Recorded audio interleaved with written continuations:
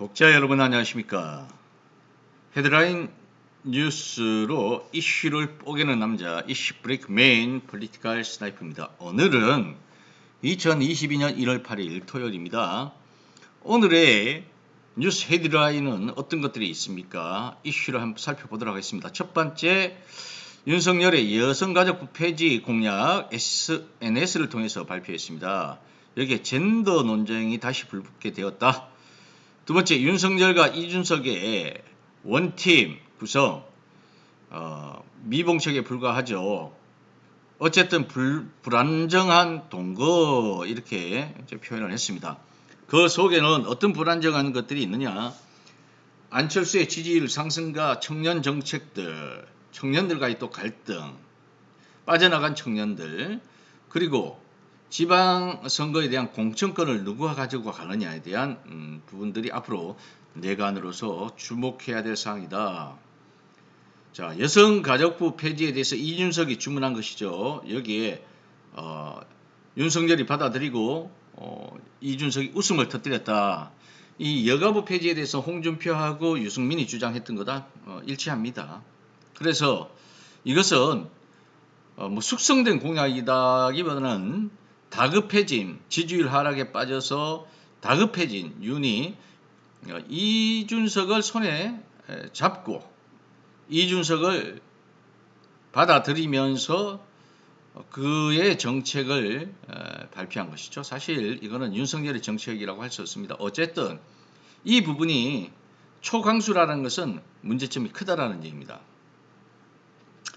두 번째는 안철수 상승세라는 겁니다. 여론 지표상으로 보면 여론조사에서 지금 JTBC 여론조사를 보면 안철수의 지지율이 거의 13% 정도 육박했죠.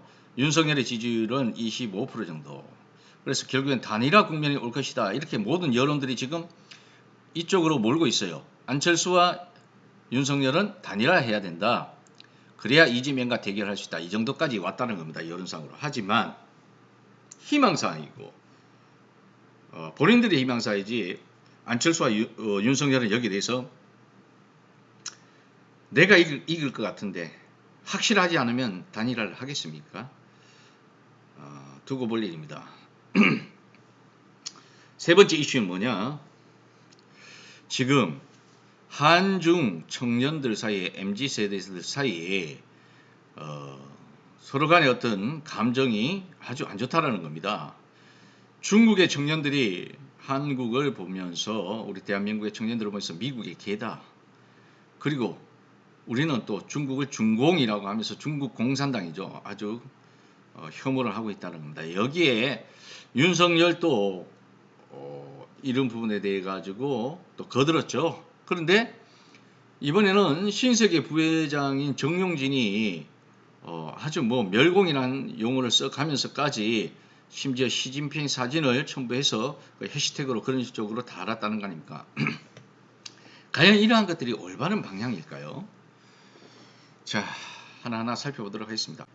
이준석 손잡은 윤석열 여가부 폐지 선회했다. SNS에서 젠더 논쟁이 불붙었다.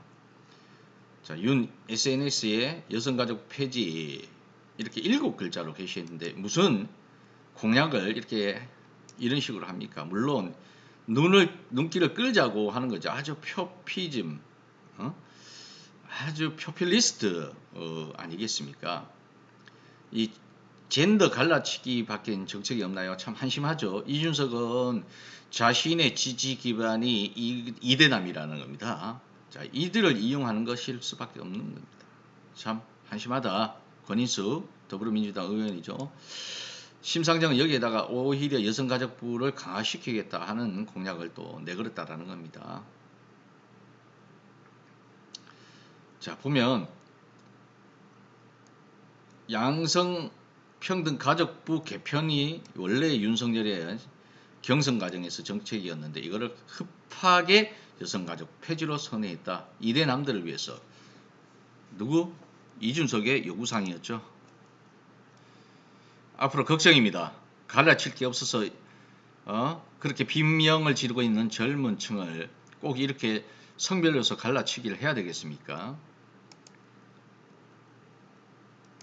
두 번째, 자, 원팀 윤석열, 이준석 불안한 동거다. 뭐 넘어가 있습니다. 앞으로 두고 봐야 되겠죠. 어느 정도까지 가는지. 윤석열 여가부 폐지에 이준석은 웃음을 터뜨렸다. 다급해진 윤석열의 어쩔 수 없는 초강수다. 거침없는 안철수의 상승세. 2주, 2, 3주 내에 윤석열과 안철수의 단일화 국면이 올 것이다. 동아일보. 자, 이쪽에서 얘기하는 것은 결국에는 구정전이죠. 구정전에 윤석열이 이재명의 지지율을 따라잡지 못하면 이제 더 이상 2월에 대해서는 따라잡기가 힘들다라는 거죠. 이런 위기의식에서 나타났는데 문제는 뭐냐? 안철수의 지지가 지금 갤럽 여론조사에서는 15%까지 상승했다는 거 아닙니까? 그리고 JTBC에서는 13%까지. 특히 JTBC에서 윤석열의 지지율이 25%대로 주저앉았다는 거죠. 이것은 탄핵 국면에서 홍준표가 당시 대선 후보로서 득표했던 25%하고 일치하는 겁니다.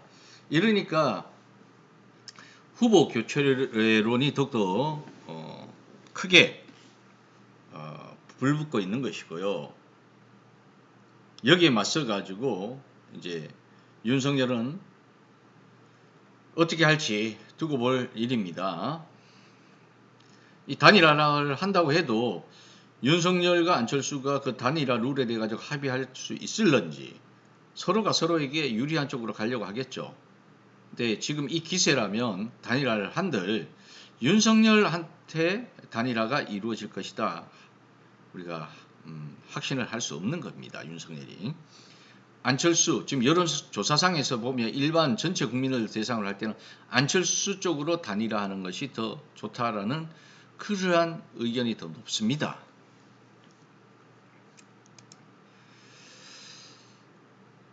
자, 그 다음 마지막 이슈입니다.